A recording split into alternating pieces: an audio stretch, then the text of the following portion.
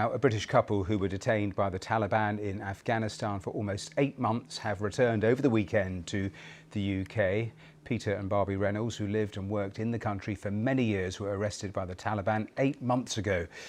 They haven't given any formal interviews since their release, but their daughter has shared some of their initial thoughts with the BBC. And with me is our diplomatic correspondent, Caroline Hawley, who has seen what they have actually sent. And Caroline, what did they say, first of all, about just the whirlwind nature of the last few days? Just how very happy they are. What happened is on Friday they were suddenly released by the Taliban. They didn't even know what was happening.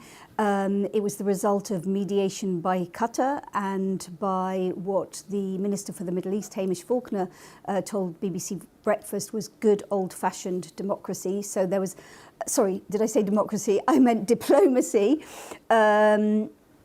So the family then went out to Qatar. They were flown to Qatar. They had medical checks there, and then they flew back to the UK on Saturday. They are now resting and recuperating.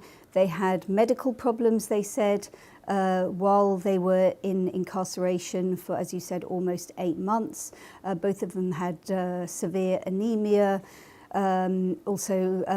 Peter Reynolds, who's 80, I believe, had heart problems. So they had a very, very difficult time. But they do say that they were, for the most part, treated well and with respect. But they also said that when they were first arrested, they were told that it would only be a few hours and that they were guests of the government. And then when their release didn't happen, Peter Reynolds said he feared they might be executed. So obviously it was an absolutely terrifying time. And they also said that they were held in 10 different jails over that 7.5 months. Yes, it must have been absolutely terrifying, the unknown nature of what they faced. They addressed, didn't they, the fact, something they'd actually said before, what it was actually like to be chained to murderers. Yes, there was a court appearance in which Peter was chained by his ankles and by his hands, and he said he was chained to murderers and rapists.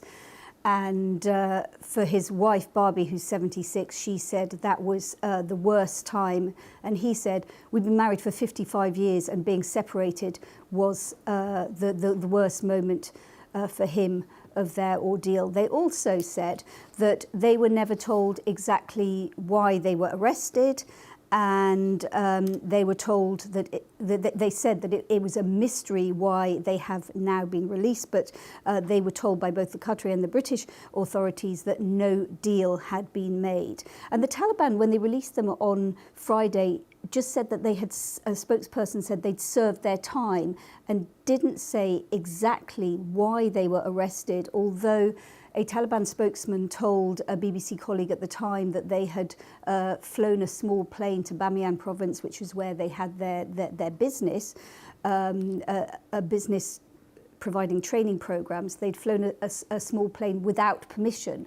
I haven't had an answer yet to my question about whether they had done that before. So we don't know exactly why they were held, but clearly. So that is really interesting that throughout the course of the 8 months, they never learned, they didn't learn it even at their release. Did they say anything about whether they would go back, because they've spent so many years there in Afghanistan? Their love for Afghanistan is so obvious.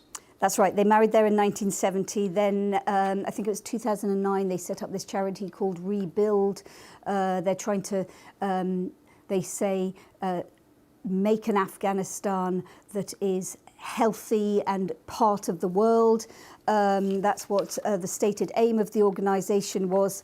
About going back to Afghanistan, on Friday on the tarmac, Barbie Reynolds told journalists that we're Afghan citizens and we hope to go back if we can. But you probably know that the Foreign Office advice is that people should not travel to Afghanistan. It's very dangerous. There is a risk of arrest. And what they said is, we are confident in the many wonderful Afghans we know to bring about a positive future, for their country without us. So I think at the moment they're not planning to go back, which is probably wise.